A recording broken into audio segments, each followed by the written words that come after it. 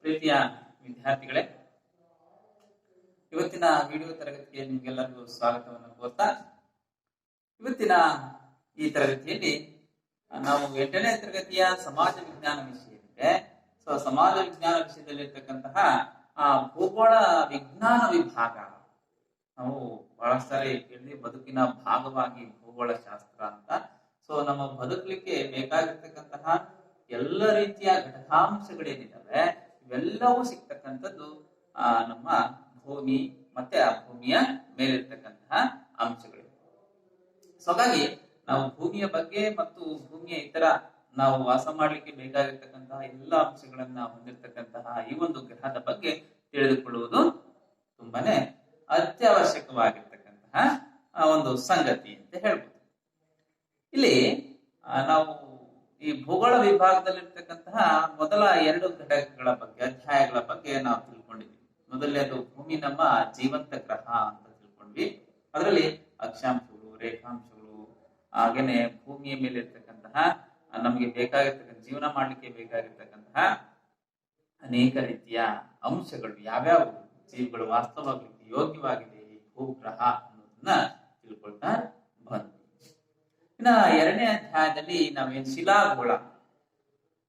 ಶಿಲಾಗೋಳದಲ್ಲಿ ಭಾರತದಲ್ಲಿ ಇಡೀ ಭೂಮಿಯ ಮೇಲಿರ್ತಕ್ಕಂತಹ ಶಿಲೆಗಳು ಏನಿದಾವೆ ಆ ಶಿಲಾಗೋಳ, ಅದರ ಪದರಗಳ ಬಗ್ಗೆ ನಾವು ಭೂಕವಚ, ಮ್ಯಾಂಟಲ್ ಮತ್ತು ಕೇಂದ್ರಗೋಳ ಅಂತೇಳಿ ಭೂಮಿಯ ಅಂತರಾಳದ ಬಗ್ಗೆ ಅಧ್ಯಯನವನ್ನ ಮಾಡ್ತಾ ಹೋದ್ವಿ.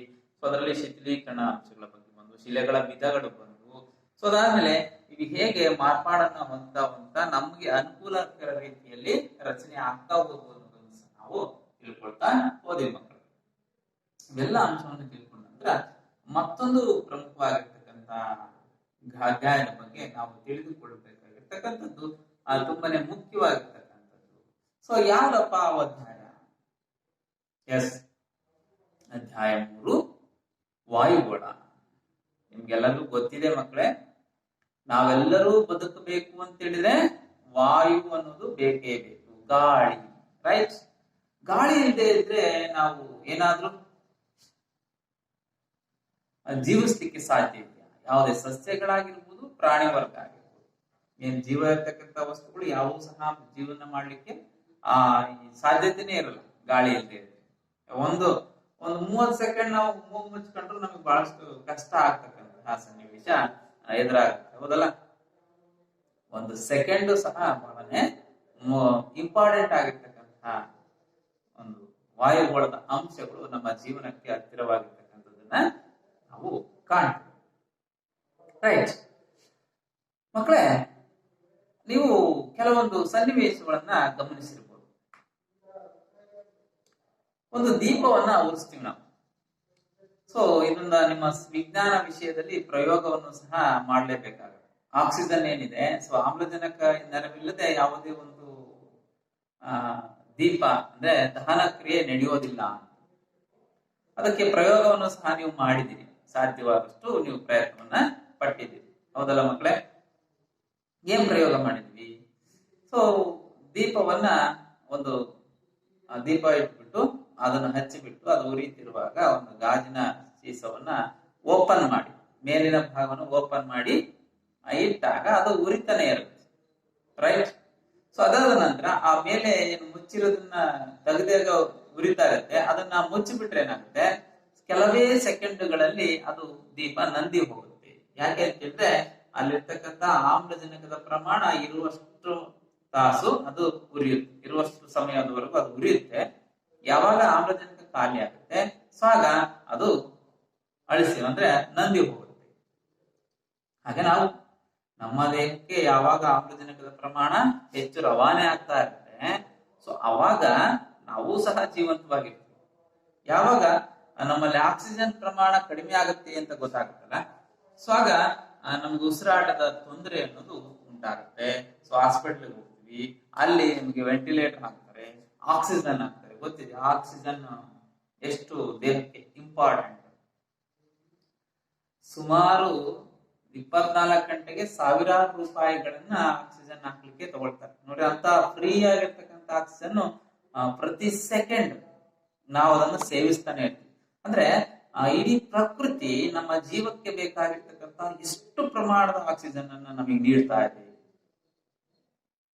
ದಿನಕ್ಕೆ ಎಷ್ಟು ಗಂಟೆ ಉಸಿರಾಡ್ತೀವಿ? 24 ಗಂಟೆ ಉಸಿರಾಡ್ತೀವಿ. ಒಂದು ತಾಸಿಗೆ ಎಷ್ಟು ಹಾಸ್ಪಿಟಲ್ಗಳಲ್ಲಿ ಬಿಲ್ ಮಾಡ್ತಾರೆ ಮಕ್ಕಳೇ? ಅಷ್ಟನ್ನ ನಾವು ದಿನ ಕಟ್ಲಿಕ್ಕೆ ಸಾಧ್ಯ ಇರುತ್ತಾ? ಪ್ರಕೃತಿಗೆ ನಾವು ಏನಾದ್ರು ಕೊಡ್ಲಿಕ್ಕೆ ಸಾಧ್ಯ ಇದೆಯಾ? ನೋಡ್ರಿ ಎಷ್ಟು ವಿಚಾರ ಮಾಡ್ತಕ್ಕಂತ ಅಂಶ. ಒಂದು ದಿನಕ್ಕೆ ನಾವು ಕನಿಷ್ಠ 1,000 ರೂಪಾಯಿ ಆಕ್ಸಿಜನ್ಗೆ ಕೊಡೋದಿಲ್ಲ, ಹೌದಾ? ಸೊ ಆಕ್ಸಿಜನ್ಗೆ ಕೊಡೋಂಗಾಗ್ಬಿಟ್ರೆ ನಾವು 365 ದಿನ ಅಂದ್ರೆ 365,000, 3,65,000 ವರ್ಷ. ನಾವು ಎಷ್ಟು ವರ್ಷ ಬದುಕ್ತೇವೆ? ಒಂದು 50 ವರ್ಷ ಬದುಕ್ತೇವೆ ಮ್ಯಾಕ್ಸಿಮಮ್ ಅನ್ಕೊಳ್ಳಿ. 50 ವರ್ಷ ಅಂದ್ರೆ 50 ಇಂಟು 3 5 15 ನೋಡಿ ಎಷ್ಟು ಕೋಟಿ ಗಟ್ಟಲೆ ಆಗತ್ತೆ ಅಲ್ವಾ? ಅನೇಕ ಸಾವಿರಾರು ಎಷ್ಟೋ ಕೋಟಿಗಳಷ್ಟು ನಾವು ಉಸಿರಾಡ್ಲಿಕ್ಕೆ ಬಯಸುವ ಒಬ್ರಿಗೆ. ಸೊ ಇಂತ ಒಂದು ಸನ್ನಿವೇಶ ಇರ್ತಕ್ಕಂಥದ್ರಲ್ಲಿ ನೈಸರ್ಗಿಕವಾಗಿ ನಮ್ಗೆ ಫ್ರೀ ಆಗಿ ಸಿಗ್ತಾ ಇರ್ತಕ್ಕಂತಹ ಒಂದು ವಾಯುವನ್ನ ನಾವು ಚೆನ್ನಾಗಿ ಕಾಪಾಡ್ಕೊಳ್ಳೋ ನಿಟ್ಟಿನಲ್ಲಿ ಕಾರ್ಯವನ್ನ ನಿರ್ವಹಿಸಬೇಕಾಗುತ್ತೆ, ಹೌದಲ್ಲ? ಸೊ ಹಾಗಾಗಿನೇ ಒಂದು ಜೀವಿ ಜೀವಿಸ್ಬೇಕು ಅಂತ ಹೇಳಿದ್ರೆ ಅನಿಲ, ಇನ್ನು ಗಾಳಿ ಇದೆ, ವಾಯು ಇದೆ, ಬಹಳನೇ ಮುಖ್ಯವಾಗಿರ್ತಕ್ಕಂಥದ್ದು. ರೈಟ್. ಸೊ ಈ ಅಧ್ಯಾಯದ ಬಗ್ಗೆ ನಾವು ತಿಳಿಯುವ ಪ್ರಯತ್ನವನ್ನ ಮಾಡೋಣ ಮಕ್ಕಳೇ. ಸೊ ಈ ಅಧ್ಯಾಯದಲ್ಲಿ ನಾವು ಯಾವೆಲ್ಲ ಅಂಶವನ್ನ ತಿಳಿತಾ ಹೋಗ್ತೀವಿ ಅನ್ನೋದನ್ನ ಒಂದು ಫಲಿತಾಂಶಗಳ ಪಟ್ಟಿಯನ್ನ ನೋಡ್ತಾ ತಿಳ್ಕೊಳ್ತಾ ಹೋಗೋಣ. ರೈಟ್. ಮೊದಲನೇದಾಗಿ ನಾವು ವಾಯುಗೋಳದ ಅರ್ಥ, ಪ್ರಾಮುಖ್ಯತೆ, ವಾಯುಗೋಳದ ಸಂಯೋಜನೆ ಮತ್ತು ರಚನೆ. ಸೊ ಇದ್ರ ಬಗ್ಗೆ ನಾವು ಅರಿವನ್ನ ಮೂಡಿಸ್ಕೊಳ್ತೀವಿ ಈ ಅಧ್ಯಾಯದಿಂದ. ಇನ್ನು ಎರಡನೆಯದಾಗಿ ಹವಾಮಾನದ ಘಟಕಾಂಶಗಳೇನಿದಾವೆ, ಯಾವ ಅಂದ್ರೆ ಉಷ್ಣಾಂಶ, ಒತ್ತಡ, ಮಾರುತಗಳು, ತೇವಾಂಶ, ಮೋಡ, ಮಳೆ, ಇದೆಲ್ಲ ಇವುಗಳ ವಿಧಗಳು ಯಾವ್ಯಾವು, ಇವುಗಳು ನಿರ್ವಹಿಸ್ತಕ್ಕಂತಹ ಕಾರ್ಯಗಳೇನು, ಇವುಗಳಿಂದ ಆಗಿರ್ತಕ್ಕಂತಹ ಪರಿಣಾಮಗಳೇನು ಅನ್ನೋ ಒಂದು ಕುರಿತಾಗಿ ಸಹ ನಾವು ತಿಳ್ಕೊಳ್ತೀವಿ. ನೆಕ್ಸ್ಟ್ ಈ ಹವಾಮಾನ ಮತ್ತು ವಾಯುಗುಣದ ನಡುವಿನ ವ್ಯತ್ಯಾಸ ಏನಿದೆ ಅವುಗಳನ್ನ ವಿಶ್ಲೇಷಣೆ ಮಾಡ್ತಕ್ಕಂತಹ ಕೆಲಸವನ್ನು ಸಹ ನಾವು ಈ ತರಗತಿಯಲ್ಲಿ ಅಂದ್ರೆ ಈ ಅಧ್ಯಾಯದಲ್ಲಿ ಮಾಡ್ತಾ ಹೋಗೋಣ ಮಕ್ಕಳೇ. ರೈಟ್. ನಾವು ಈಗ ನೇರವಾಗಿ ಅಧ್ಯಾಯದ ಪ್ರಾರಂಭಕ್ಕೆ ಹೋಗೋಣ. ಮೊದಲನೇ ಅಂಶ ನಾವು ತಿಳ್ಕೊಳ್ಬೇಕು, ವಾಯುಗೋಳದ ಅರ್ಥ ಮತ್ತು ಪ್ರಾಮುಖ್ಯತೆ. ಏನು ವಾಯುಗೋಳ ಅಂದ್ರೆ? ಎಸ್ ಹೇಳ್ತೀರಾ ಮಕ್ಕಳೇ? ವಾಯುಗೋಳ ಅಂದ್ರೇನು? ರೈಟ್. ನಿಮ್ಮ ಪುಸ್ತಕದಲ್ಲಿ ಇದೆ. ವಾಯುಗೋಳದ ಅರ್ಥವನ್ನ ತಿಳ್ಕೊಡ್ರಿ. ಏನೇನು ವಾಯುಗೋಳದ ಅರ್ಥ ನೋಡಿದ್ರೆ, ಇಲ್ಲಿ ಭೂಮಿಯನ್ನ ಸುತ್ತುವರೆದಿರುವ, ಭೂಗೋಳವನ್ನ ಸುತ್ತುವರೆದಿರುವ ಅನಿಲಗಳು, ಧೂಳಿನ ಕಣ ಹಾಗೂ ನೀರಾವಿಯ ತೆಳುವಾದ ಪದರವನ್ನು ವಾಯುಗೋಳ ಎಂದು ಕರೆಯುತ್ತೇವೆ. ರೈಟ್. ಪ್ರಶ್ನೆ ಏನಾಯ್ತು? ವಾಯುಗೋಳ ಎಂದರೇನು? ಅದಕ್ಕೆ ಉತ್ತರ, ಭೂಮಿಯ ಮೇಲೆ ಸುತ್ತುವರೆದಿರುವ ಅನಿಲಗಳು, ಧೂಳಿನ ಕಣ ಹಾಗೂ ನೀರಾವಿಯ ತೆಳುವಾದ ಪದರವನ್ನ ವಾಯುಗೋಳ ಅಂತ ಕರೀತಾರೆ. ಸೊ ಈ ವಾಯುಗೋಳ ಏನಿದೆ, ಸೊ ಇದು ನಮ್ಮ ಭೂಮಿಯ ಮೇಲ್ಭಾಗದಿಂದ ಏನು ಅಂತರಿಕ್ಷ ಅಂತ ಕರಿತೀವಲ್ಲ, ಆಕಾಶ ಅಂತ ಕರಿತೀವಿ ನಾವು, ಅಂತರಿಕ್ಷ. ಸೊ ಅಲ್ಲಿಯವರೆಗೆ ಸುಮಾರು 1000 ಕಿಲೋಮೀಟರ್, ಇಲ್ಲಿಂದ ಇಲ್ಲಿವರೆಗೆ ಸುಮಾರು 1000 ಕಿಲೋಮೀಟರ್ನಷ್ಟು ಅನಿಲದ ಪದರವನ್ನ ನಾವು ಭೂಮಿಯ ಮೇಲೆ ಹರಡಿಕೊಂಡಿರ್ತಕ್ಕಂಥದ್ದನ್ನ ನೋಡ್ತೀವಿ. ಭೂಮಿಯ ಮೇಲಿಂದ 1000 ಕಿಲೋಮೀಟರ್ ದೂರದವರೆಗೆ ಈ ಒಂದು ವಾಯುಮಂಡಲ ಭೂಮಿಯನ್ನ ಸುತ್ತುವರೆದಿರ್ತಕ್ಕಂಥದ್ದನ್ನ ನಾವು ಗಮನಿಸ್ತೀವಿ. ನಿಮಗೆ ಗೊತ್ತಾಗ್ತಾ ಇದ್ದಿಲ್ಲ. ಸೊ ಈ ಯಾವ ರೀತಿ ಹರಡ್ಕೊಂಡಿದೆ ಅಂತ, ಯಾವ ರೀತಿ ಅಂತ ಹೇಳಿದ್ರೆ ನಾವೇನು ಇದು ಗೋಳ ಅಂತ ಹೇಳಿದ್ರೆ, ಸೊ ಈ ಭೂಮಿಯ ಸುತ್ತ ವಾಯುಗೋಳ ಹರಡಿಕೊಂಡಿರ್ತಕ್ಕಂಥದ್ದು. ಎಷ್ಟು? ಸುಮಾರು 1000 ಕಿಲೋಮೀಟರ್ನಷ್ಟು ಎತ್ತರದವರೆಗೆ ಈ ವಾಯುಗೋಳ ಅಂತಕ್ಕಂಥದ್ದು ಹರಡಿಕೊಂಡಿರೋದನ್ನ ನಾವು ಗಮನಿಸಬಹುದು. ರೈಟ್. ವಾಯುಗೋಳದ ಪ್ರಾಮುಖ್ಯತೆ ಏನಿದೆ, ವಾಯುಗೋಳದ ಅವಶ್ಯಕತೆ ಏನಿದೆ ಅಂತ ನೋಡ್ತಾ ಹೋದ್ರೆ, ಮೊದಲನೇದಾಗಿ ಏನ್ ಹೇಳ್ಬೋದು ಮಕ್ಕಳೇ? ರೈಟ್. ವಾಯುಗೋಳವು ಭೂಮಿಯ ಎಲ್ಲ ಬಗೆಯ ಜೀವಿಗಳಿಗೆ ಅವಶ್ಯಕವಾಗಿದೆ. ಮೊದಲನೇದೇನು? ವಾಯುಗೋಳವು ಭೂಮಿಯ ಎಲ್ಲಾ ಬಗೆಯ ಜೀವಿಗಳಿಗೆ ಅವಶ್ಯಕವಾಗಿದೆ. ಎರಡನೇದು, ಈ ಭೂಮಿಯ ಮೇಲಿನ ವಾಯುಗೋಳದ ಕೆಲವು ಅನಿಲಗಳಿರ್ತವೆ. ಇವು ನಮ್ಮ ಭೂಮಿಯ ಮೇಲಿರ್ತಕ್ಕಂತಹ ಅನೇಕ ಮಾನವ ಮತ್ತು ಇತರ ಜೀವಿಗಳ ಉಸಿರಾಟಕ್ಕೆ ತುಂಬಾನೇ ಅವಶ್ಯಕವಾಗಿರ್ತಕ್ಕಂಥದ್ದು. ಇನ್ನು ಮೂರನೇದು, ಸಸ್ಯಗಳು ಈ ಅನಿಲದ ಸಹಾಯದಿಂದ ತಮ್ಮ ಆಹಾರವನ್ನ ತಾವೇ ತಯಾರಿಸಿಕೊಳ್ತವೆ. ನೆನಪಿರ್ಬೇಕು ನಿಮಗೆ, ದ್ಯುತಿ ಸಂಶ್ಲೇಷಣ ಕ್ರಿಯೆ ಅಂತ ಓದಿದಿರಲ್ಲ ವಿಜ್ಞಾನ ವಿಷಯದಲ್ಲಿ. ದ್ಯುತಿ ಸಂಶ್ಲೇಷಣ ಕ್ರಿಯೆ ಏನಂಗಂದ್ರೆ, ಸಸ್ಯಗಳು ತಮ್ಮ ಆಹಾರವನ್ನು ತಾವೇ ತಯಾರಿಸ್ತವೆ. ಹೇಗೆ ಅಂತ ಹೇಳಿದ್ರೆ, ಸೂರ್ಯನ ಶಾಖ ಹಾಗೂ ಭೂಮಿಯಲ್ಲಿರ್ತಕ್ಕಂಥ ಲವಣಾಂಶಗಳು ಏನಿದಾವೆ ಅವುಗಳ ಸಹಾಯದಿಂದ ವಾತಾವರಣದಲ್ಲಿರ್ತಕ್ಕಂಥ ಇಂಗಾಲದ ಡೈಆಕ್ಸೈಡ್ ಅನ್ನ ಬಳಸಿಕೊಂಡು ತಮ್ಮ ಆಹಾರ ಅಂದ್ರೆ ಎಲೆಗಳಲ್ಲಿರ್ತಕ್ಕಂತಹ ಪತ್ರಹರಿತ್ತಿನ ಸಹಾಯದಿಂದ ಸಸ್ಯಗಳು ತಮ್ಮ ಆಹಾರವನ್ನು ತಾವೇ ತಯಾರಿಸಿಕೊಳ್ಳುತ್ತವೆ. ಇದನ್ನೇ ನಾವು ದ್ಯುತಿ ಸಂಶ್ಲೇಷಣ ಕ್ರಿಯೆ ಅಂತ ಕರೀತೀವಿ. ಸೊ ಇದಕ್ಕೆ ನಾವೇನು ಆಮ್ಲಜನಕ ಬೇಕು, ಇಂಗಾಲದ ಡೈಆಕ್ಸೈಡ್ ಬೇಕು. ಅದು ಹೊರಗೆ ಬಿಡ್ತಕ್ಕಂಥದ್ದು ಯಾವುದು? ಅವಾಗ ಆಮ್ಲಜನಕವನ್ನ, ಆ ಒಂದು ಪ್ರಕ್ರಿಯೆ ಏನಿದೆ ಆ ಪ್ರಕ್ರಿಯೆ ನಡೆಯುವಲ್ಲಿ ಆಮ್ಲಜನಕವನ್ನ ಹೊರಗೆ ಬಿಡುತ್ತೆ, ಹೌದಲ್ಲ? ಹಾಗಾಗಿ ಸಸ್ಯಗಳು ಆಹಾರವನ್ನು ತಯಾರು ಮಾಡ್ಕೊಳ್ಳಿಕ್ಕೆ ಅನಿಲಗಳ ಅವಶ್ಯಕತೆ ಇದೆ. ಇನ್ನ ವಾಯುಮಂಡಲದಲ್ಲಿರ್ತಕ್ಕಂತಹ ಸೂರ್ಯನ ಶಾಖವನ್ನ, ಈ ಒಂದು ಸೂರ್ಯನ ಶಾಖ ಏನು ಭೂಮಿಯ ಮೇಲೆ ಬರುತ್ತೆ. ಸೊ ಇಲ್ಲಿಂದ ಸೂರ್ಯ ಅಂತ ಹೇಳಿದ್ರೆ, ಸೂರ್ಯನ ಶಾಖ ಭೂಮಿಯ ಮೇಲೆ ಬರುವವರೆಗೆ ಆ ಶಾಖವನ್ನ ಹಿಡಿದಿಟ್ಟುಕೊಳ್ಳುವ ಸಾಮರ್ಥ್ಯವನ್ನ ವಾಯುಗೋಳ ಹೊಂದಿರ್ತಕ್ಕಂಥದ್ದು. ಅದು ನಮ್ಗೆ ಜೀವ ರಕ್ಷಕ ವಲಯ ಅಂತಾನು ಕರಿತೀವಿ. ಓದಿದಿರಲ್ಲ ನಿಮಗೆ, ಓಜೋನ್ ಪದರವು ನಮಗೆ ರಕ್ಷಣಾ ಕವಚದಂತೆ ಇದೆ. ಯಾಕೆ ಅಂತಂದ್ರೆ ಸೂರ್ಯನಿಂದ ಬರತಕ್ಕಂತಹ ನೇರಳಾತೀತ ಕಿರಣಗಳನ್ನ ಅದು ತಡೆದ್ಬಿಟ್ಟು ನಮಗೆ ಏನ್ ಮಾಡುತ್ತೆ, ಆ ನೇರಳಾತೀತ ಕಿರಣಗಳು ಬೀಳದಂತೆ ನೋಡ್ಕೊಳ್ಳುತ್ತೆ ಅಂತ ಓದಿದ್ವಿ, ಹೌದಲ್ಲ? ಸೊ ಹಾಗಾಗಿ ನಾವು ಅನಿಲ ಏನಿದೆ, ಇದು ವಾಯುಗಳೇನಿದೆ, ನಮಗೆ ರಕ್ಷಣಾ ಕವಚದಂತೆ ಇದೆ ಅಂತ ಹೇಳ್ಬೋದು. ಇಷ್ಟು ನಾವು ಭೂಗೋಳದ ವಾಯುಗೋಳದ ಅರ್ಥ ಮತ್ತು ಅದರ ಪ್ರಾಮುಖ್ಯತೆ. ಅರ್ಥ ಆಯ್ತು ಅನ್ಕೊಂಡಿದ್ವಿ. ವಾಯುಗೋಳ ಅಂದ್ರೆ ಏನು ಅಂತ ತಿಳ್ಕೊಂಡ್ರಿ. ವಾಯುಗೋಳದ ಪ್ರಾಮುಖ್ಯತೆಯನ್ನ ತಿಳಿಯುವ ಸಂದರ್ಭದಲ್ಲಿ ಅನೇಕ ವಿಷಯಗಳನ್ನ ನೀವೀಗ ತಿಳ್ಕೊಂಡ್ವಿ. ಇದನ್ನ ಪಟ್ಟಿ ಮಾಡ್ಬೇಕು, ಅರ್ಥ ಆಯ್ತಲ್ಲ? ಸೊ ರೈಟ್, ಇಲ್ಲಿಗೆ ನಾವು ವಾಯುಗೋಳದ ಅರ್ಥ ಮತ್ತು ಪ್ರಾಮುಖ್ಯತೆಯ ಅಂಶವನ್ನ ತಿಳ್ಕೊಂಡ್ವಿ.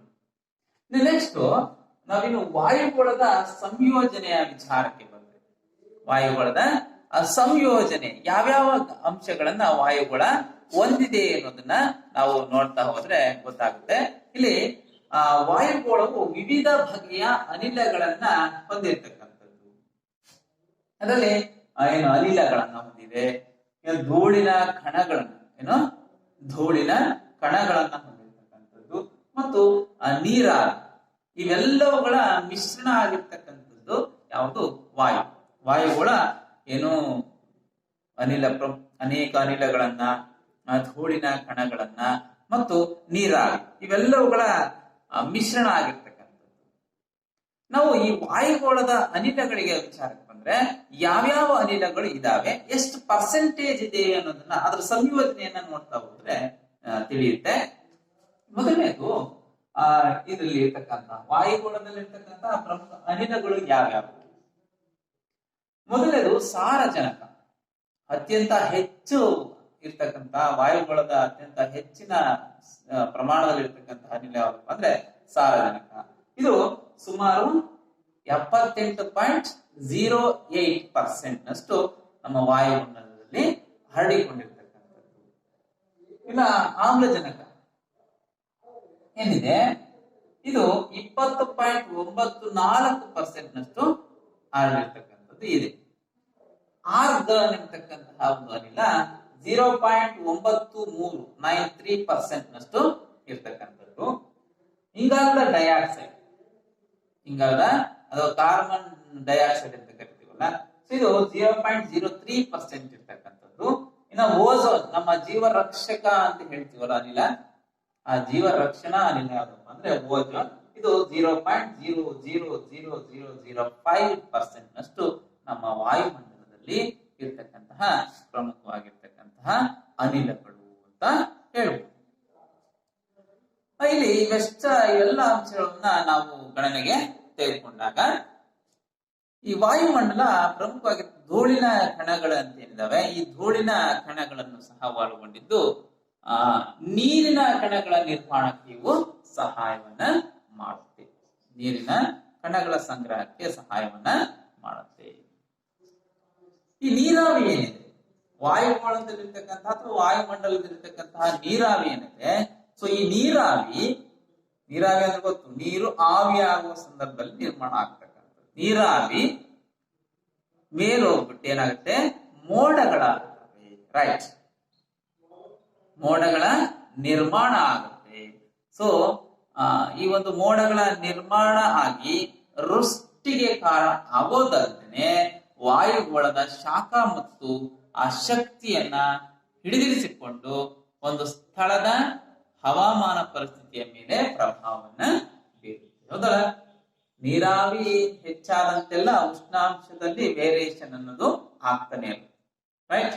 ಸೊ ಹಾಗಾಗಿ ಈ ಒಂದು ನೀರಾವಿ ಏನಿದೆ, ಇದು ಮೋಡಗಳ ಸೃಷ್ಟಿಯನ್ನು ನಿರ್ಮಾಣ ಕಾರ್ಯವನ್ನು ಮಾಡುತ್ತೆ.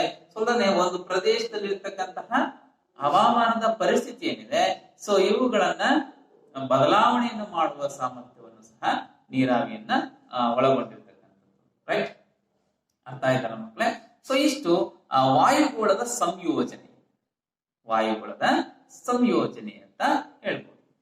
ನೆಕ್ಸ್ಟ್ ನಾವು ಬಹಳ ಮುಖ್ಯವಾಗಿರ್ತಕ್ಕಂಥ ಅಂಶ, ವಾಯುಗೋಳದ ಪ್ರಮುಖ ಪದರುಗಳು ಯಾವ್ಯಾವು, ಆ ಪದರುಗಳಲ್ಲಿ ಯಾವೆಲ್ಲ ವಿಚಾರಗಳನ್ನ ನಾವು ತಿಳ್ಕೊಳ್ಬೇಕಾಗುತ್ತೆ ಅನ್ನೋದನ್ನ ನೋಡ್ತಾ ಹೋಗೋಣ. ಇಲ್ಲಿ ವಾಯುಗೋಳದ ಪದರುಗಳು ಯಾವ್ಯಾವ ಇದಾವಪ್ಪ ಅಂತ ಒಮ್ಮೆ ನೋಡ್ತಾ ಹೋದ್ರೆ, ಇದು ಭೂಮಿ, ನಿಮಗೆ ಕಾಣಿಸ್ತಾ ಇದೆ ಮಕ್ಕಳೇ, ಇದು ಭೂಮಿ. ಇಲ್ಲಿ ಮೊದಲನೇದಾಗಿ ಪರಿವರ್ತನಾ ಮಂಡಲ ನಿಮ್ಗೆ ಕಾಣಿಸ್ತಾ ಇದೆ ಅನ್ಸುತ್ತೆ. ಯಾವ್ದಪ್ಪ ಅಂತ ಹೇಳಿದ್ರೆ ಇಲ್ಲಿ ಪರಿವರ್ತನಾ ಮಂಡಲ. ಮೊದಲನೇದು ಪರಿವರ್ತನಾ ಮಂಡಲ, ಎರಡನೇದು ಸಮೋಷ್ಣ ಮಂಡಲ, ಸಮೋಷ್ಣ ಮಂಡಲ, ಮಧ್ಯಂತರ ಮಂಡಲ, ಮಧ್ಯಂತರ ಅಂದ್ರೆ ಮಧ್ಯದಲ್ಲಿ ಇರ್ತಕ್ಕಂಥದ್ದು, ಮಧ್ಯಂತರ ಮಂಡಲ. ನೆಕ್ಸ್ಟ್ ಅಯಾನು ಮಂಡಲ, ಅಯಾನು ಮಂಡಲ ಅಂತ ಕರಿತೀವಿ. ಸೊ ಕೊನೆಯದಾಗಿ ಬಾಹ್ಯ ಮಂಡಲ. ಈ ರೀತಿ ಪ್ರಮುಖವಾಗಿರ್ತಕ್ಕಂಥ 5 ಪದರಗಳು, ಯಾವುದು 1 2 3 4 5 ಪದರಗಳನ್ನ ಒಳಗೊಂಡಿರ್ತಕ್ಕಂಥದ್ದು. ರೈಟ್, ಅರ್ಥ ಆಯ್ತು ಮಕ್ಕಳೇ? ಈ 5 ಪದರಗಳ ಬಗ್ಗೆ ನಾವೀಗ ತಿಳ್ಕೊಳ್ತಾ ಹೋಗೋಣ. ರೈಟ್, ಈ ವಾಯುಗೋಳದ ಪದರಗಳಲ್ಲಿ ಮೊದಲನೇ ಒಂದು ಪದರ ಯಾವ್ದಪ್ಪ ಅಂತ ಹೇಳಿದ್ರೆ, ಹೀಗೆ ಶಿಲಾಗೋಳದ ಪದರನ್ನ ತಿಳ್ಕೊಂಡಿದ್ವಿಲ್ಲ ಮಕ್ಕಳೇ, ಹಾಗೆ ವಾಯುಗೋಳದ ಪದರಗಳನ್ನು ತಿಳ್ಕೊಳ್ತಾ ಹೋದ್ರೆ ಮೊದಲನೇದು ಪರಿವರ್ತನಾ ಮಂಡಲ. ಎಷ್ಟರಲ್ಲೇ ಇದೆ? ಪರಿವರ್ತನೆ ಹೊಂದುವ ಮಂಡಲ. ರೈಟ್, ಇದು ವಾಯುಗೋಳದ ಅತ್ಯಂತ ಕೆಳಪದರ. ಇದು ವಾಯುಗೋಳ ಪೂರ್ತಿ, ಇದು ಪರಿವರ್ತನಾ ಮಂಡಲ ಇದೆ, ಇದು ವಾಯುಗೋಳದ ಅತ್ಯಂತ ಕೆಳ ಪದರ ಅಂತೇಳಿ ಹೇಳ್ತೀವಿ. ರೈಟ್, ಇದಾದ್ಮೇಲೆ ನಾವು ಕೆಲವೊಂದು ಅಂಶವನ್ನ ಇದ್ರ ಬಗ್ಗೆ ತಿಳ್ಕೊಳ್ಬೇಕಾಗತ್ತೆ. ಮಕ್ಕಳೇ ನೋಡ್ತಾ ಹೋಗಿ, ನಿಮ್ಗೆ ತಿಳಿತಾ ಹೋಗುತ್ತೆ. ಇಲ್ಲಿ ಪರಿವರ್ತನಾ ಮಂಡಲ. ಇಲ್ಲಿ ಸಮಭಾಜಕ ವೃತ್ತದ ಬಳಿ ಇದು 18 ಕಿಲೋಮೀಟರ್ ಎತ್ತರದವರೆಗೆ ಇರ್ತಕ್ಕಂಥ, ನಿಮಗೆ ಕಾಣಿಸ್ತಾ ಇದೆಯಲ್ಲ, ಇದು ಸಮಭಾಜಕ ವೃತ್ತ ಇದೆ. ಇಲ್ಲಿ ಸಮಭಾಜಕ ವೃತ್ತ ಅಂತ ಹೇಳಿ ಈ ಸಮಭಾಜಕ ವೃತ್ತದ ಬಳಿ 18 ಕಿಲೋಮೀಟರ್ ಉದ್ದ ಇದ್ರೆ, ಈ ಧ್ರುವೀಯ ಪ್ರದೇಶಗಳಲ್ಲಿ ಯಾವುದು ನಿಮ್ಮ ಮಕ್ಕಳೇ, ಇದು ಧ್ರುವೀಯ ಪ್ರದೇಶ, ಏನು ಉತ್ತರ ಧ್ರುವ ಮತ್ತು ದಕ್ಷಿಣ ಧ್ರುವ ಅಂತ ನೋಡ್ತಾ ಹೋದ್ವಲ್ಲ ನಾವು.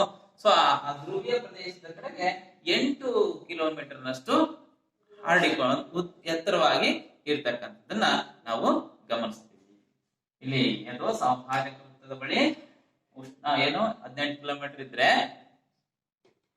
ಧ್ರುವೀಯದಲ್ಲಿ 8 ಕಿಲೋಮೀಟರ್ ನಷ್ಟು ಎತ್ತರದವರೆಗೆ ಕಂಡು ಬರ್ತಕ್ಕಂತಹ ಒಂದು ಮಂಡಲ ಯಾವ್ದಪ್ಪ ಅಂತ ಹೇಳಿದ್ರೆ ಪರಿವರ್ತನಾ ಮಂಡಲ ಅಂತ ಹೇಳ್ತೀವಿ. ರೈಟ್. ಇನ್ನ ಈ ಒಂದು ಪರಿವರ್ತನಾ ಮಂಡಲದಲ್ಲಿ ಹವಾಮಾನದ ಮೂಲಾಂಶಗಳು ಏನಿದಾವೆ, ಹವಾಮಾನದ ಮೂಲಾಂಶಗಳು ಏನಿದಾವೆ, ಉಷ್ಣಾಂಶ, ಒತ್ತಡ, ಈ ಒಂದು ಮಂಡಲದಲ್ಲಿ ಉಷ್ಣಾಂಶ, ಒತ್ತಡ, ಮೋಡ, ಮಾರುತಗಳು, ಮಳೆ ಏನಿದೆ, ಇದು ಮಳೆ ಏನಿದೆ, ಸೊ ಈ ಒಂದು ಪ್ರಮುಖವಾಗಿರ್ತಕ್ಕಂಥ ಎಲ್ಲಾ ಅಂಶಗಳು ಸಹ ಕಂಡು ಬರ್ತಕ್ಕಂಥದ್ದು. ರೈಟ್. ಇಲ್ಲಿ ವಾತಾವರಣದಲ್ಲಿ ಏನೆಲ್ಲ ಬದಲಾವಣೆಗಳು ಕಾಣ್ತಾವೆ, ಉಷ್ಣಾಂಶದಲ್ಲಿ ವ್ಯತ್ಯಾಸಗಳು, ಮಾರುತಗಳು ಬೀಸುವ ದಿಕ್ಕಿನಲ್ಲಿ ವ್ಯತ್ಯಾಸ, ಮಳೆ ಬರುವ ಋತುಮಾನಗಳಲ್ಲಿ ವ್ಯತ್ಯಾಸ ಏನಿದೆ. ಸೊ ಈ ಎಲ್ಲ ಏನ್ ನಾವು ಕಾಲಗಳಂತ ಮಳೆಗಾಲ, ಚಳಿಗಾಲ, ಬೇಸಿಗೆ ಕಾಲ ಅಂತ ಏನ್ ಕರಿತೀವಿ, ಸೊ ಇವೆಲ್ಲ ಮೂಲಾಂಶಗಳು ಪರಿವರ್ತನೆ ಆಗ್ತಕ್ಕಂಥದ್ದು, ಕಂಡು ಬರ್ತಕ್ಕಂಥದ್ದು ಇದೇ ಒಂದು ಮಂಡಲದಲ್ಲಿ, ಅದೇ ಪರಿವರ್ತನಾ ಮಂಡಲ ಅಂತ ಅದನ್ನ ಕರೀತೀವಿ.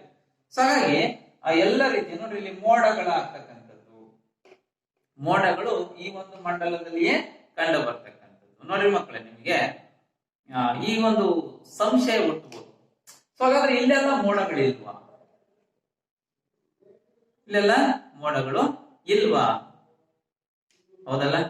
ರೈಟ್. ಅರ್ಥ ಮಾಡ್ಕೊಳ್ಬೇಕಾಗುತ್ತೆ, ವಾಯುಮಂಡಲದ ಎಲ್ಲದಲ್ಲಿ ನಾವು ಆ ಒಂದು ಮೋಡಗಳನ್ನ ಕಾಣಸಿಗೋದಿಲ್ಲ. ಅದರಲ್ಲಿ ಎಸ್ಪೆಷಲಿ ಪರಿವರ್ತನಾ ಮಂಡಲದಲ್ಲೇ ಈ ಮೋಡಗಳಾಗ್ತಕ್ಕಂಥದ್ದು, ಆ ನೀರಾವಿಯ ಮೇಲೆ ಹೋಗ್ಬಿಟ್ಟು ಘನೀಕರಣಗೊಂಡು ಮೋಡಗಳಾಗಿ ಮತ್ತೆ ಮಳೆಯನ್ನ ಸುರಿಸ್ತಕ್ಕಂಥ. ನೋಡಿ ಎಷ್ಟು ದೂರ ನಮ್ಮಿಂದ, ಕೇವಲ 18 ಕಿಲೋಮೀಟರ್ ಅಷ್ಟು ದೂರದಲ್ಲಿ ಮೋಡಗಳು ಅದ್ರೊಳಗೇನೆ ಇರ್ತಕ್ಕಂಥದನ್ನ ನಾವು ಕಾಣ್ತಾ ಹೋಗ್ತೀವಿ. ಅರ್ಥ ಆಗುತ್ತಲ್ಲ? ಸೊ ಇದಕ್ಕಾಗಿ ಮೋಡಗಳಾಗ್ತಕ್ಕಂಥದ್ದು, ಮಳೆ ಬರ್ತಕ್ಕಂಥದ್ದು, ಉಷ್ಣಾಂಶ ಹೆಚ್ಚು ಕಡಿಮೆ ಆಗ್ತಕ್ಕಂಥದ್ದು, ಹಾಗೇನೆ ಅನಿಲಗಳು, ಮಾರುತಗಳು ಯಾವ ರೀತಿ ದಿಕ್ಕನ್ನ ಬದಲಾಯಿಸ್ತವೆ, ಆ ಒಂದು ಬದಲಾವಣೆಯನ್ನ ಕಾಣ್ತಕ್ಕಂಥದ್ದು, ಮಳೆ ಬರ್ತಕ್ಕಂಥದ್ದು, ಎಲ್ಲ ಅಂಶಗಳು ಕಾಣಸಿಗುವುದು ಈ ಒಂದು ಮಂಡಲದಲ್ಲಿ ಮಾತ್ರ ಅಂತಾನೆ ಹೇಳ್ಬೋದು. ಅರ್ಥ ಆಯ್ತಲ್ಲ? ಸೊ ಇಲ್ಲಿ ಯಾವುದೇ ಈ ಮೋಡಗಳೆಲ್ಲವೂ ಕಾಣ್ತಕ್ಕಂಥದ್ದು ಪರಿವರ್ತನಾ ಮಂಡಲದ ಮೋಡಗಳ ವಿಧಗಳು ಮತ್ತೆ ಮೋಡಗಳ ಬಗ್ಗೆ ನಂತರ ನಾವು ಇದೇ ಅಧ್ಯಾಯದಲ್ಲಿ ನಂತರದಲ್ಲಿ ತಿಳ್ಕೊಳ್ತೀವಿ. ರೈಟ್. ಇಷ್ಟು ಇಲ್ಲಿ ಎತ್ತರಕ್ಕೆ ಹೋದಂತೆ, ಈ ವಲಯದಲ್ಲಿ ನಾವೇನು ಎತ್ತರಕ್ಕೆ ಹೋದಂತೆ ಉಷ್ಣಾಂಶದಲ್ಲಿ ಕಡಿಮೆ ಆಗ್ತಕ್ಕಂಥದ್ದನ್ನು ನೋಡ್ತೀವಿ. ಯಾಕಪ್ಪ ಅಂತ ಹೇಳಿದ್ರೆ ಇಲ್ಲೇನು ನೀರಾವಿ ಏನಾಗ್ತಾ ಹೋಗುತ್ತೆ, ಮೋಡಗಳಾಗಿ ಮಾರ್ಪಾಡಾಗ್ತಾ ಹೋಗುತ್ತೆ. ಸೊ ಹಾಗಾಗಿ ಆ ಉಷ್ಣಾಂಶವನ್ನ ತಡೆಯುವಂತಹ ಸಾಮರ್ಥ್ಯ ಈ ಒಂದು ಮೋಡಗಳಿಗೆ ಇರೋದ್ರಿಂದ ಅಥವಾ ಆ ನೀರಾವಿಗೆ ಇರೋದ್ರಿಂದ ಇಲ್ಲಿ ಉಷ್ಣಾಂಶ ಎತ್ತರಕ್ಕೆ ಹೋದಂತೆ ಕಡಿಮೆ ಆಗುವುದನ್ನ ನಾವು ಕಾಣಬಹುದು. ರೈಟ್. ಅರ್ಥ ಆಯ್ತಲ್ಲ ಮಕ್ಕಳೇ? ಸೊ ಇಷ್ಟು ಪರಿವರ್ತನಾ ಮಂಡಲಕ್ಕೆ ಸಂಬಂಧಪಟ್ಟಂತಹ ಮಾಹಿತಿ. ಇನ್ನು ಎರಡನೇದು ಯಾವ್ದಪ್ಪ ಅಂದ್ರೆ ಸಮೋಷ್ಣ ಮಂಡಲ. ಸಮೋಷ್ಣ ಮಂಡಲ ಅಂತ ಎರಡನೇ ಮಂಡಲ. ಎರಡನೇ ಒಂದು ಪದರವು, ವಾಯುಗಳನ್ನ ಪದರಗಳಲ್ಲಿ ಎರಡನೇ ಒಂದು ಪದರ ಯಾವ್ದಪ್ಪ ಅಂತ ಹೇಳಿದ್ರೆ ಸಮೋಷ್ಣ ಮಂಡಲ. ಸಮ ಉಷ್ಣ ಅಂದ್ರೆ ಉಷ್ಣ ಮತ್ತು ಶೀತ ಸಮವಾಗಿರ್ತಕ್ಕಂಥದ್ದನ್ನ ಕಾಣಬಹುದು. ಇದರ ಅರ್ಥವನ್ನ ಸೂಚನೆ ಮಾಡ್ತಕ್ಕಂಥದ್ದು. ಇದು ಭೂಮಿಯ ಮೇಲಿಂದ ಸುಮಾರು 50 ಕಿಲೋಮೀಟರ್ ನಷ್ಟು ಎತ್ತರಕ್ಕೆ ಹಬ್ಬಿರ್ತಕ್ಕಂಥದ್ದನ್ನ ನೋಡ್ತೀವಿ. 50 ಕಿಲೋಮೀಟರ್ ಎತ್ತರಕ್ಕೆ ಹಬ್ಬಿರ್ತಕ್ಕಂಥದ್ದನ್ನ ನೋಡ್ತೀವಿ. ರೈಟ್ ಮಕ್ಕಳೇ, ನಾವಿಲ್ಲೊಂದು ಗಮನಿಸ್ತಾ ಇದ್ದೀವಿ, ಓಜೋನ್ ಮಂಡಲ ಅಂತ ಈ ವಲಯವನ್ನ ಕರಿತೀವಿ. ಮುಖ್ಯವಾಗಿ ಏನು ಓಜೋನ್ ಇದೆ, ಸೊ ಇದು ಒಂದು ಲೇಯರ್, ಗಾಳಿಯ ಒಂದು ಒಂದು ವಾಯುಮಂಡಲದ ಒಂದು ಘಟಕಾಂಶ. ಇದು ಸಹ ಅನಿಲವೇ, ಆದ್ರೆ ಒಂದು ತಿಕ್ಕಲ್ಲಿ ಇರುತ್ತೆ, ಅಂದ್ರೆ ದಪ್ಪ ಇರ್ತಕ್ಕಂಥದನ್ನ ನಾವು ನೋಡ್ತೀವಿ. ಅಂದ್ರೆ ಅದಕ್ಕೆ ಹಾಗಾಗಿನೇ ಈ ಒಂದು ಓಜೋನ್ ಪ್ರಾಮುಖ್ಯತೆಯನ್ನ ನೀವು ನೋಡಿದಿರಲ್ಲ, ಏನು ಸೂರ್ಯನಿಂದ ಬರ್ತಕ್ಕಂತ ಅತಿ ನೇರಳಾತೀತ ಕಿರಣಗಳೇನಿದಾವೆ, ಅಲ್ಟ್ರಾ ವೈಲೆಟ್ಸ್ ಕಿರಣಗಳು ಅಂತ ಏನಿದಾವೆ, ಸೊ ಇವುಗಳನ್ನ ತಡೆದು ನಮ್ಮ ಭೂಮಿಗೆ ರಕ್ಷಣಾ ಗೋಡೆಯಂತೆ ಅಥವಾ ರಕ್ಷಾ ಕವಚದಂತೆ ಇರ್ತಕ್ಕಂಥದ್ದು. ಅದಕ್ಕಾಗಿನೇ ಆ ಸಮೋಷ್ಣ ವಲಯದಲ್ಲಿ ಓಜೋನ್ ಮಂಡಲ ಇರ್ತಕ್ಕಂಥದ್ದು. ಅದಕ್ಕೆ ಅದನ್ನ ಓಜೋನ್ ಮಂಡಲ, ಆ ವಲಯವನ್ನು ಸಮೋಷ್ಣ ಮಂಡಲವನ್ನು ಓಜೋನ್ ಮಂಡಲ ಅಂತ ಸಹ ಕರೀತೀವಿ. ಅರ್ಥ ಆಗುತ್ತಲ್ಲ? ರೈಟ್. ಇಲ್ಲಿ ಮಕ್ಕಳೇ ಇಲ್ಲೊಂದು ಚಿತ್ರ ಇದೆ, ನಿಮಗೆ ಇಲ್ಲೊಂದು ಚಿತ್ರ ಕಾಣಿಸ್ತಾ ಇದೆ ಅಂತ ಭಾವಿಸ್ತೀನಿ, ನಿಮ್ ಪುಸ್ತಕದಲ್ಲೂ ಇದೆ. ಇದನ್ನ ವಿಮಾನ ವಲಯವು ಅಂತ ಕರೀತಾರೆ. ಯಾಕೆ ಅದನ್ನ ವಿಮಾನ ವಲಯ ಅಂತ ಕರೀತಾರೆ? ಯಾಕಪ್ಪ ಅಂತ ಹೇಳಿದ್ರೆ, ಸೊ ಇಲ್ಲಿ ಈ ವಿಮಾನವನ್ನ ಓಡಿಸ್ಲಿಕ್ಕೆ ಯಾವುದೇ ರೀತಿಯ ಅಡೆತಡೆಗಳು ಇರೋದಿಲ್ಲ. ಸೊ ಎಕ್ಸಾಂಪಲ್, ಇಲ್ಲಿ ಪರಿವರ್ತನಾ ಮಂಡಲದಲ್ಲಿ ಮೋಡಗಳಿರ್ತವೆ, ಸಿಡಿಲು, ಗುಡುಗು, ಮಿಂಚು ಏನಿದಾವೆ ಇವು ಸಂಭವಿಸ್ತವೆ. ಸೊ ಮಳೆ ಬರ್ತಿರುತ್ತೆ, ವಾಯುವಿನಲ್ಲಿ ಮಾರುತಗಳ ದಿಕ್ಕಿನಲ್ಲಿ ವ್ಯತ್ಯಾಸಗಳು ಆಗ್ತಾನೆ ಇರ್ತವೆ. ಸೊ ಹಾಗಾಗಿ ಈ ಒಂದು ಮಂಡಲದಲ್ಲಿ ವಿಮಾನ ಹಾರಾಡಲಿಕ್ಕೆ ಸೂಕ್ತವಾಗಿರ್ತಕ್ಕಂತಹ ಒಂದು ಮಂಡಲ ಯಾವ್ದಪ್ಪ ಅಂದ್ರೆ ಸಮೋಷ್ಣ ಮಂಡಲ. ನಿಮಗೆ ಪ್ರಶ್ನೆ ಕೇಳಬಹುದು, ವಾಯುಮಂಡಲ ಸ್ತರಗಳಲ್ಲಿ ಅಥವಾ ಪದರಗಳಲ್ಲಿ ವಿಮಾನಗಳು ಹಾರಾಡೋದಕ್ಕೆ ಸೂಕ್ತವಾಗಿರ್ತಕ್ಕಂತಹ ವಲಯ ಯಾವ್ದ, ಪದರ ಯಾವ್ದಪ್ಪ ಅಂತ ಹೇಳಿದ್ರೆ ನೀವು ಬರಿಬೇಕಾಗತ್ತೆ ಸಮೋಷ್ಣ ಮಂಡಲ ಅಂತೇಳಿ ಹೇಳ್ಬೇಕಾಗುತ್ತೆ. ಸೊ ಹಾಗಾಗಿನೇ ಈ ವಿಮಾನಗಳು ಹಾರಾಡ್ತಕ್ಕಂಥದ್ದು ಈ ವಲಯದಲ್ಲಿ ಅನ್ನೋದನ್ನ ನಿಮ್ಗೆ ತಿಳಿಸ್ಬೋದು ಈ ನಿಟ್ಟಿನಲ್ಲಿ. ಅರ್ಥ ಆಗುತ್ತಲ್ಲ ಮಕ್ಕಳೇ? ಸೊ ಇಷ್ಟು ನಾವು ಸಮೋಷ್ಣ ಮಂಡಲಕ್ಕೆ ಸಂಬಂಧಪಟ್ಟಂತಹ ಮಾಹಿತಿ. ಅಂದ್ರೆ ಎಲ್ಲ ಬಗೆಯ ಇನ್ನು ಹವಾಮಾನ ಇದೆ, ಸೊ ಹವಾಮಾನದ ಎಲ್ಲ ಬಗೆಯ ಅಂಶಗಳಿಂದ ಮುಕ್ತ ಆಗಿರ್ತಕ್ಕಂಥದ್ದು. ಇಲ್ಲಿ ಯಾವುದೇ ರೀತಿಯ ಪರಿವರ್ತನೆ ಅನ್ನೋದು ಸಂಭವಿಸುವುದಿಲ್ಲ. ಹಾಗೇನೆ ಈ ಓಜೋನ್ ಮಂಡಲ ಸೂರ್ಯನಿಂದ ಬರ್ತಕ್ಕಂತಹ ನೇರಳಾತೀತಗಳನ್ನ ತಡೆದು ನಮ್ಗೆ ರಕ್ಷಣಾ ಕವಚ ಇರೋದ್ರಿಂದ ಇಲ್ಲೇನಾಗುತ್ತೆ, ಒಂದು ಉಷ್ಣಾಂಶ ಅನ್ನೋದು ಸ್ಟಾಕ್ ಆಗುತ್ತೆ. ಉಷ್ಣಾಂಶ ಇಲ್ಲೇ ಉಳ್ಕೊಳ್ಳುತ್ತೆ, ಕೆಳಗೆ ನಮ್ಗೆ ರಕ್ಷಣೆ ನೀಡೋದ್ರಿಂದ ಉಷ್ಣಾಂಶ ಹೆಚ್ಚಾಗಿ ಬೀಳದೆ ಇರೋದ್ರಿಂದ. ಸೊ ಹಾಗಾಗಿ ಈ ಓಜೋನ್ ಮಂಡಲ ಅದನ್ನ ತಡೆಯೋದ್ರಿಂದ ಇಲ್ಲಿ ಎತ್ತರಕ್ಕೆ ಹೋದಂತೆ ಈ ಮಂಡಲದಲ್ಲಿ ಉಷ್ಣಾಂಶ ಅನ್ನೋದು ಹೆಚ್ಚಾಗ್ತಾ ಹೋಗುತ್ತೆ. ರೈಟ್? ಅರ್ಥ ಆಯ್ತಲ್ಲ? ಇದು ಸಮೋಷ್ಣ ವಲಯಕ್ಕೆ ಸಂಬಂಧಪಟ್ಟಂತಹ ಮಾಹಿತಿ. ರೈಟ್ ಮಕ್ಕಳೇ? ಅಂದ್ರೆ ಅರ್ಥ ಆಗ್ಬೇಕು, ವಿಮಾನಗಳು ನಮ್ಮ 18 ಕಿಲೋಮೀಟರ್ ನಿಂದ ಆಚೆ ಹೋಗ್ತಕ್ಕಂಥದ್ದು ನಾವು ನೋಡ್ತಾ ಹೋಗ್ತೀವಿ. ವಿಮಾನ ಹಾರಾಡ್ತಕ್ಕಂಥದ್ದು ಎಷ್ಟು ಎತ್ತರಕ್ಕೆ ಹೋಗುತ್ತೆ, ಎಷ್ಟು ಚಿಕ್ಕ ಕಾಣಿಸುತ್ತಲ್ಲ.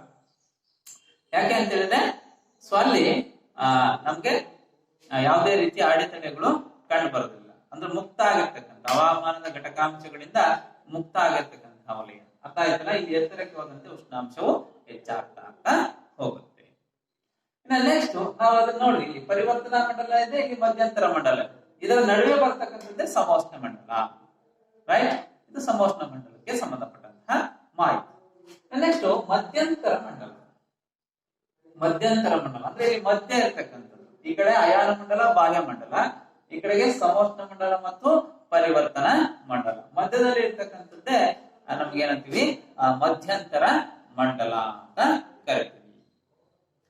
ಸುಮಾರು ಎಷ್ಟು ಕಿಲೋಮೀಟರ್ ಅಷ್ಟು? 80 ಕಿಲೋಮೀಟರ್ ಅಷ್ಟು. ಇಲ್ಲಿ 80 ಕಿಲೋಮೀಟರ್ ಏನಿದೆ, ಸೊ ಈ 80 ಕಿಲೋಮೀಟರ್ ಎತ್ತರಕ್ಕೆ ಇದು ಹರಡಿಕೊಂಡಿರ್ತಕ್ಕಂಥದ್ದು. ಮಧ್ಯಂತರ ಮಂಡಲ ಏನಿದೆ ಸುಮಾರು 80 ಕಿಲೋಮೀಟರ್ ಎತ್ತರಕ್ಕೆ ಆವರಿಸಿರ್ತಕ್ಕಂಥದ್ದನ್ನ ನಾವು ಕಾಣ್ತೀವಿ. ಸೊ ಏನಿದೆ ಈ ಮಧ್ಯಂತರ ಮಂಡಲದಲ್ಲಿ ನಾವೇನು ಧೂಮಕೇತುಗಳು, ಹಾಗೇನೆ ರೇಡಿಯೋ ತರಂಗಗಳು ಏನಿದೆ, ರೇಡಿಯೋ ವೇವ್ಸ್ ಅಂತ ಏನ್ ಕರಿತೀವಿ, ಸೊ ಇವು ಇರ್ತಕ್ಕಂಥದ್ದು. ಅಂದ್ರೆ ರನ್ ಆಗ್ತಕ್ಕಂಥವನ್ನ ನಾವು ನೋಡ್ಬೋದು. ಇಲ್ಲಿ ಎತ್ತರಕ್ಕೆ ಹೋದಂತೆ ಉಷ್ಣಾಂಶ ಕಡಿಮೆ. ಇದೊಂದು ಬಹಳ ಶೀತ ವಲಯ ಅಂತ ಇದನ್ನ ಕರೀತಾರೆ. ಎತ್ತರಕ್ಕೆ ಹೋದಂತೆ ಇಲ್ಲಿ ಚಳಿ ಹೆಚ್ಚಾಗಿ ಕಂಡು ಬರ್ತಕ್ಕಂಥದ್ದು ಈ ವಲಯ, ಮಧ್ಯಂತರ ವಲಯದ. ಇಷ್ಟು. ನೆಕ್ಸ್ಟ್ ನಾವು ಅಯಾನು ಮಂಡಲ. ಅಯಾನು ಮಂಡಲದ ಬಗ್ಗೆ ತಿಳ್ಕೊಳ್ತಾ ಹೋದ್ರೆ ನಿಮ್ಗೆ ಇಲ್ಲೂ ಕಾಣಿಸ್ತಾ ಇದೆ ಮಕ್ಕಳೇ, ರೇಡಿಯೋ ತರಂಗಗಳು ಏನಿದಾವೆ ಈ ಅಯಾನು ಮಂಡಲಕ್ಕೆ ಪ್ರವೇಶ ಮಾಡಿ ನಂತರದಲ್ಲಿ ಅವು ಮತ್ತೆ ವಾಪಸ್ ಆಗ್ತಕ್ಕಂಥದ್ದು. ನಿಮ್ಗೆ ಗೊತ್ತಿರ್ಬೋದು ಮಕ್ಕಳೇ, ನಾವು ಫೋನ್ ಮಾಡ್ತೀವಲ್ಲ, ಈ ಫೋನ್ ಮಾಡಿದಾಗ ನಮ್ಮ ಮೊಬೈಲ್ ಇಂದ ಫೋನ್ ಮಾಡಿದಾಗ ನಮ್ಮ ಪಕ್ಕದಲ್ಲೇ ಇರ್ತಕ್ಕಂಥವ್ರಿಗೆ ಕರೆ ಮಾಡ್ತೀವಿ. ಸೊ ಅವು ಕರೆ ಡೈರೆಕ್ಟ್ ಆಗಿ ಹಿಂಗ್ ಹೋಗೋದಿಲ್ಲ, ಏನಂದ್ರೆ ಅದು ಸೆಟಲೈಟ್ ಮೂಲಕ ಹಿಂಗೆ ತರಂಗಗಳು ಹೋಗ್ಬಿಟ್ಟು ಅಲ್ಲಿಂದ ಮತ್ತೆ ವಾಪಸ್ ಅವರ ಮೊಬೈಲ್ಗೆ ಬರ್ತಕ್ಕಂಥ ಒಂದು ಸಿಸ್ಟಮ್ ಇರ್ತಕ್ಕಂಥದ್ದು. ಈ ಪದರಲ್ಲಿ ಉಷ್ಣಾಂಶ ಏನಿದೆ ತೀವ್ರವಾಗಿ ಹೆಚ್ಚಾಗ್ತಾ ಹೋಗುತ್ತೆ. ಇಲ್ಲಿ ಅಯಾನ ಮಂಡಲದಲ್ಲಿ ಉಷ್ಣಾಂಶ ಹೆಚ್ಚಾಗ್ತಾ ಹೋಗ್ತಕ್ಕಂಥದ್ದನ್ನ ನಾವು ತಿಳಿಬಹುದು. ರೈಟ್. ಈ ಒಂದು ಅಯಾನುಗಳು ಏನು ಪರಿವರ್ತನೆ ಏನಿದಾವೆ, ಸೊ ಇಲ್ಲಿ ಅನಿಲದ ಕಣಗಳೇನಿದಾವೆ, ಸೊ ಏನು ಅಣುಗಳು, ಸೊ ಇಲ್ಲಿ ಅಯಾನುಗಳಾಗಿ ಪರಿವರ್ತನೆಯನ್ನ ಹೊಂದುತ್ತವೆ. ಹಾಗಾಗಿ ಇದನ್ನ ಅಯಾನು ಮಂಡಲ ಅಂತಾನು ಕರೀತೇವೆ. ಏನಿದೆ ಈ ಅಯಾನುಗಳು ಎತ್ತರಕ್ಕೆ ಹೋದಾಗ ಅದು ಮತ್ತೆ ಪ್ರತಿಫಲನ ರೂಪದಲ್ಲಿ ಭೂಮಿಗೆ ಒಂದು ಬರ್ತಕ್ಕಂಥದ್ದು. ಈ ಒಂದು ತರಂಗಗಳು, ರೇಡಿಯೋ ತರಂಗಗಳಿಂದಲೇ ಇದು ಈ ಮಂಡಲಕ್ಕೆ ಹೋಗಿ ಆ ಪರಿವರ್ತನೆ ಹೊಂದಿ ಮತ್ತೆ ರೇಡಿಯೋ ತರಂಗಗಳು ಭೂಮಿಗೆ ವಾಪಸ್ ಬರ್ತಕ್ಕಂತಹ ಒಂದು ಮಂಡಲ ಏನಿದೆ, ಸೊ ಅದನ್ನ ನಾವು ಅಯಾನು ಮಂಡಲ ಅಂತ ಕರೀತೀವಿ. ಅಂದ್ರೆ ಪ್ರತಿಫಲಿಸ ವಾಪಸ್ ಬರ್ತಕ್ಕಂಥ. ಇಲ್ಲಿ ಉಷ್ಣಾಂಶ ಎತ್ತರಕ್ಕೆ ಹೋದಂತೆ ಹೆಚ್ಚಾಗಿ ಇರ್ತಕ್ಕಂಥದ್ದು. ಇನ್ನು ಕೊನೆಯದಾಗಿ ಬಾಹ್ಯ ಮಂಡಲ. ಬಾಹ್ಯ ಮಂಡಲ, ರೈಟ್. ಅತ್ಯಂತ ಎತ್ತರದ ಒಂದು ಪದರ ಯಾವುದು ಅಂದ್ರೆ ವಾಯುಮಂಡಲದ ಅತ್ಯಂತ ಎತ್ತರದ ಪದರ ಯಾವ್ದಪ್ಪ ಅಂತ ಹೇಳಿದ್ರೆ ಬಾಹ್ಯ ಮಂಡಲ ಆಗಿರ್ತಕ್ಕಂಥದ್ದು. ಇಲ್ಲಿ ವಾಯುಮಂಡಲದ ಘಟಕಾಂಶಗಳೇನಿದಾವೆ, ಯಾವ್ಯಾವ ಘಟಕಾಂಶಗಳು ಅಂದ್ರೆ ಗೊತ್ತು ನಿಮಗೆ? ಉಷ್ಣಾಂಶ, ಮಳೆ, ಅನಿಲಗಳು, ಮಾರುತಗಳು ಏನಿದಾವೆ, ಇವೆಲ್ಲ ಘಟಕಾಂಶಗಳು ಅತೀ ವಿರಳವಾಗಿ ಕಂಡು ಬರ್ತಕ್ಕಂಥದ್ದು ಈ ಬಾಹ್ಯ ಮಂಡಲದಲ್ಲಿ. ಸೊ ಹಾಗೂ ಒತ್ತಡ ಅತ್ಯಂತ ಕಡಿಮೆ ಇರ್ತಕ್ಕಂಥದ್ದು, ಒತ್ತಡವು ಅತ್ಯಂತ ಕಡಿಮೆ ಇರ್ತಕ್ಕಂಥದ್ದನ್ನ ನಾವು ಈ ಮಂಡಲದಲ್ಲಿ ಕಾಣ್ತಾ ಹೋಗ್ತೀವಿ. ಇಷ್ಟು ನಾವು ವಾಯುಮಂಡಲದ ವಾಯುಗೋಳದ ಪದರಗಳ ಬಗ್ಗೆ ಮಾಹಿತಿ. ಮೊದಲನೇದಾಗಿ ಪರಿವರ್ತನಾ ಮಂಡಲ, ಸಮೋಷ್ಣ ಮಂಡಲ, ಮಧ್ಯಂತರ ಮಂಡಲ, ಅಯಾನ ಮಂಡಲ ಮತ್ತು ಬಾಹ್ಯ ಮಂಡಲ. ನಿಮ್ಗೆ ಗೊತ್ತಿದೆ ಪರಿವರ್ತನಾ ಮಂಡಲದಲ್ಲಿ ಯಾವ್ಯಾವೆಲ್ಲ ಅಂಶಗಳು ಪರಿವರ್ತನೆಯನ್ನ ಹೊಂದುತ್ತವೆ. ಸಮೋಷ್ಣ ಮಂಡಲದಲ್ಲಿ ಓಜೋನ್ ಮಂಡಲ, ಓಜೋನ್ ಪದರ ಇರುತ್ತೆ. ಹಾಗೆ ವಿಮಾನಗಳು ಹಾರಾಟ ಮಾಡ್ಲಿಕ್ಕೂ ಸಹ ಅನುಕೂಲಕರವಾಗಿರ್ತಕ್ಕಂತಹ ಅಂಶಗಳು ಇರ್ತಕ್ಕಂಥದ್ದು. ಮಧ್ಯಂತರ ಮಂಡಲದ ಬಗ್ಗೆ ಮತ್ತು ಅಯಾನ ಮಂಡಲ ಮತ್ತು ಬಾಹ್ಯ ಮಂಡಲದ ಬಗ್ಗೆ ನಾವೀಗ ತಿಳ್ಕೊಂಡ್ವಿ. ಅರ್ಥ ಆಯ್ತಲ್ಲ ಮಕ್ಕಳೇ? ಇಷ್ಟು ಪ್ರಮುಖವಾಗಿ ಇರ್ತಕ್ಕಂತಹ ಈ ವಾಯುಮಂಡಲದ ಸ್ತರಗಳೇನಿದಾವೆ, ವಾಯುಗುಣದ ಸ್ತರಗಳು ಅಥವಾ ವಾಯುಗುಣದ ಪದರಗಳು ಬಗ್ಗೆ ನಿಮಗೆ ಮಾಹಿತಿ. ಇದೇ ಚಿತ್ರ ನಿಮ್ಮ ಪುಸ್ತಕದಲ್ಲಿ ಇದೆ ಮಕ್ಕಳು. ಆ ಪುಸ್ತಕದಲ್ಲಿ ಇರ್ತಕ್ಕಂತಹ ಮಾಹಿತಿಯನ್ನ ನೀವು ತಿಳ್ಕೊಂಡು ಅದನ್ನ ಅರ್ಥ ಮಾಡ್ಕೊಳ್ರಿ ಅಂತ ಹೇಳ್ತಾ, ಇನ್ನು ನೆಕ್ಸ್ಟ್ ನಾವು ಇದಕ್ಕೆ ಸಂಬಂಧಪಟ್ಟಂತಹ ಮತ್ತೊಂದು ಕಲಿಕಾಂಶ ಇದೆ, ಹವಾಮಾನದ ಘಟಕಾಂಶಗಳು ಅಂತ. ನಾವು ಏನ್ ಈಗಾಗಲೇ ತಿಳ್ಕೊಳ್ತಾ ಹೋದ್ವಿ. ಹವಾಮಾನದ ಘಟಕಾಂಶಗಳು ಯಾವ್ಯಾವು ಅನ್ನೋದನ್ನ ಒಮ್ಮೆ ಹಂಗೆ ಒಂದು ಲಿಸ್ಟ್ ಬರುತ್ತೆ ನೋಡಿ. ಒಂದು ಪ್ರದೇಶದ ಹವಾಮಾನದ ಪರಿಸ್ಥಿತಿಯು ಹಲವು ಅಂಶಗಳಿಂದ ಪ್ರಭಾವಿತ ಆಗ್ತಾ ಇರುತ್ತೆ. ಹಾಗಾಗಿ ಈ ಹವಾಮಾನದ ಘಟಕಾಂಶಗಳು ಯಾವಪ್ಪ ಅಂತ ಹೇಳಿದ್ರೆ ಉಷ್ಣಾಂಶ,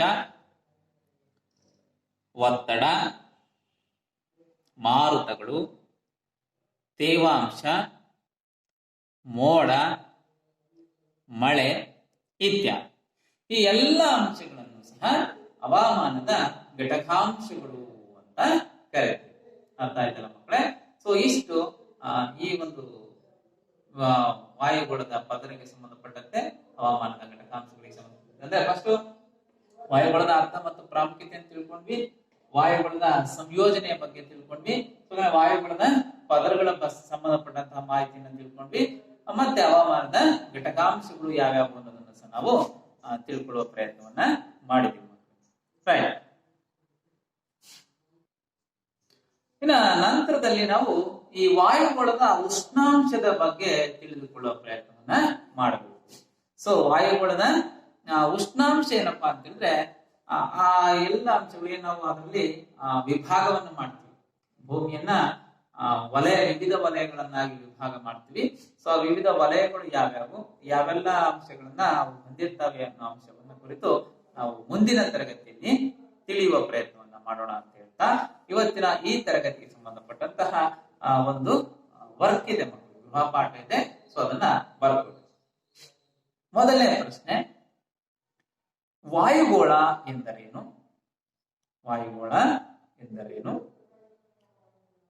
ವಾಯುಗೋಳದ ಪ್ರಾಮುಖ್ಯತೆಯನ್ನ ತಿಳಿಸಿ. ವಾಯುಗೋಳದ ಪ್ರಾಮುಖ್ಯತೆಯನ್ನ ತಿಳಿಸಿ. ಎರಡನೇ ಪ್ರಶ್ನೆ,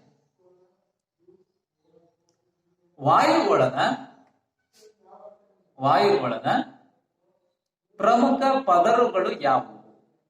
ಪ್ರಮುಖ ಪದರುಗಳು ಯಾವುವು? ಪಟ್ಟಿ ಮಾಡಿ. ನಿಮ್ಮ ಪುಸ್ತಕದ ಪುಟ ಸಂಖ್ಯೆ 71ರಲ್ಲಿರುವ ವಾಯುಮಂಡಲದ ಸ್ತರಗಳು.